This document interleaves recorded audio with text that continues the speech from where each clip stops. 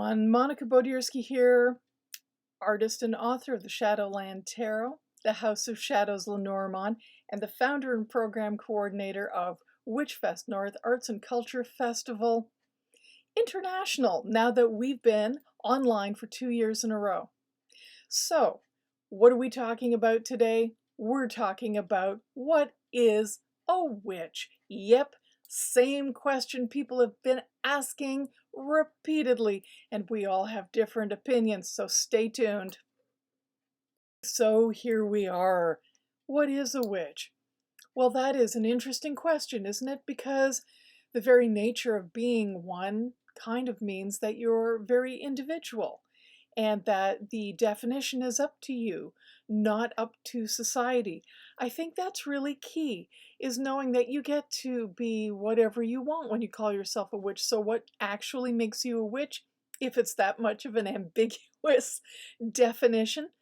Well, I think, and this is only my opinion, you'll find a million opinions on what a witch is. This is just my experience. Please explore it for yourself. For me, it is a lifestyle, and for a lot of witches I know who define themselves this way, it is political activism in reclaiming feminine power, and in my case, the right use of power, meaning, well, I'm a very peaceful soul, but I won't get pushed around. That's about as far as that goes. But that does, you know, really require a lot of careful thought about your boundaries and what you will and will not tolerate, and where you place yourself in a time and space, highly individualized. You know what else defines me as a witch? My my absolute love for the earth and the environment, my respect for indigenous people who are original caretakers of this space, whose sovereign lands I occupy. It also entails understanding my ancestors, what they've done. Like I said many times, when I look up at the moon, I am so comforted knowing that they looked up at that same moon. There's a continuity there. It can involve me speaking to spirit or communing with higher beings or deity at times. None of this is necessary to be a witch, nor is having a mug that says witch's brew, or going to Salem to buy adorable witches like this. Not necessary. Or having jewelry or rings or any particular 300-pound pentagrams or whatever some people start to believe that it is necessary to do. I think ritual is such a broadly defined thing as well. What is ritual? It's something we repeat. We can say that having a coffee every morning is a ritual. Yes, it is. Reading the paper, having a coffee, whatever, that's a ritual. So is lighting a candle, focusing your intent and energy, and knowing that you can manipulate that energy for a particular outcome. Mysticism, alchemy, all of these things come into play. What people refer to as folk or practical magic, for necessity and survival, right to just sheer reverence and communing with spirit and higher beings, to put good energy into the cosmos. It could be activism. You can do spell casting for equity and justice. My goodness, what can't you do spells for? Do you need to be a spellcaster to be a witch? No, of course not. There's lots of witches or people who identify as witches who do not cast spells. Also, gender, whatever gender or non-gender you wish to identify as, that really has nothing to do with whether you're a witch or not, in my opinion. Everyone is a witch who says they're a witch. I find it interesting that there are a lot of lists of types of witches, and to that I will say there's nothing wrong with that. If you feel more comforted to call yourself a green witch because you like to garden, or a kitchen witch because you put your magic in cooking, I would not do that, and I'll tell you why. because I don't want to compartmentalize different aspects of my practice or put myself into a bit of a corner where wait a minute, I can't do that. I'm a green witch. What am I doing with all of this other witchery all of a sudden? To me, your practice will grow as you grow. And I don't want to swap labels. I don't need to narrow it down beyond saying that I am a witch. Or, here's another one, walker between the worlds, diviner, alchemist, and a seer. And the reason those titles are there is because they have slightly different implications or inferences.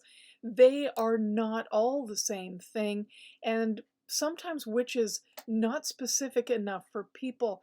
If I am communing with spirits as part of my family always has, they referred to it in their own practice as dead talking. And that is something that is not used, I think, in North American language.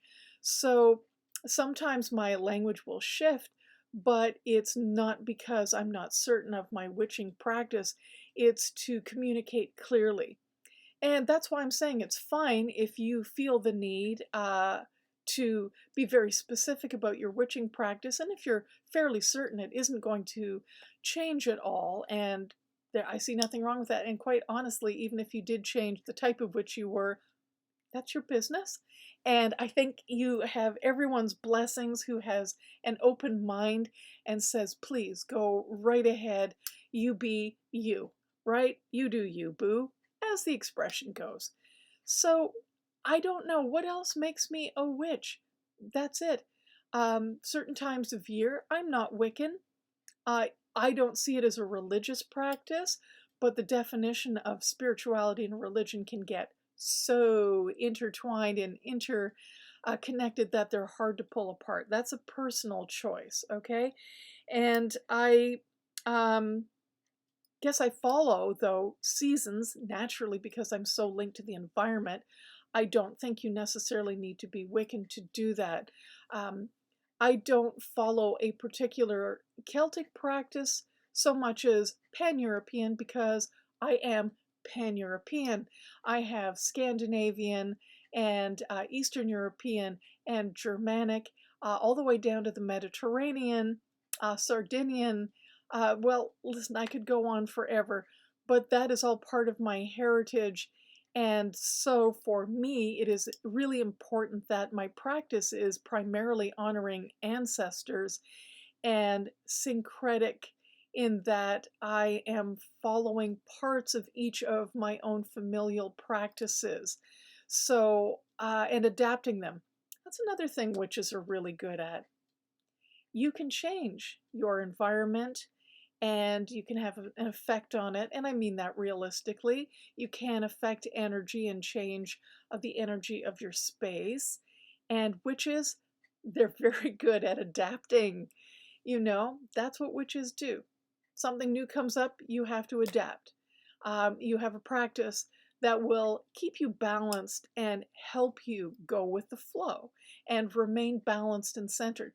That is at the core of my practice, that lots of things come up in life and they can throw you all over the place.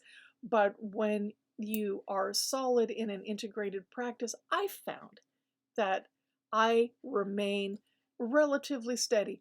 And I don't mean in that weird, like, I am one with the world. And no, I'm not making fun of any particular people. I used to say, I am one with the world.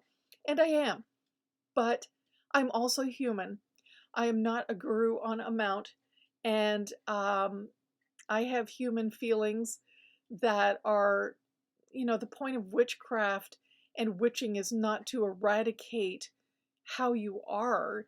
It is to help you balance and to navigate what most people do. People are born, they die, they get ill. We have things like a pandemic. These practices are helping us cope. We learn about herbalism so that we can use this in our practice. Many of us will learn about certain recipes for incense to create certain energies. And it is, for me, a wonderful, wonderful thing. that I can't imagine ever living without. The other really common question I'm just going to sneak in here is, when did you know you're a witch? I don't know. I think you always know who you are. And if a word comes along and you understand it and you read about things, you kind of go, well, you know what? I guess that's me. And it doesn't really matter to me whether you make that realization as a small child, which I did, but it doesn't matter if you make that realization when you're older. It doesn't matter if you come from a family that practiced magic. It really doesn't. This is not a competition. It doesn't matter who you are or where you come from. You have the right to call yourself a witch and practice any way you like. That is the true nature to me of witchcraft. And maybe if more of us looked at it that way, there would be less of these really petty witch wars and competitiveness within the broad witching community, which, oh, I love using that word, is why WITCHfest North, by the way, has been such a wonderful healing experience for me. 5 years now, and I am so grateful for all the people who've assisted and who've attended, people who show up even when they're less than enthused or tired or down, and they still show up. They donate their time, they donate gifts, even though they don't have that much for us to do giveaways. It's just an incredible experience. I've learned so much about myself and how the community can grow. It's left me with such a positive outlook on things of what can be done when people get together and work in a team. That is also, to me, at the heart of being a witch, is putting aside our differences of opinion and whether we need to be in the PhD realm or whether we can just be, you know, have gone to grade 1. Who cares? Really, it is about community and our different abilities. We should look past, I think, ableist ideas, sanist ideas, all the isms, and we should be really embracing one another as equal.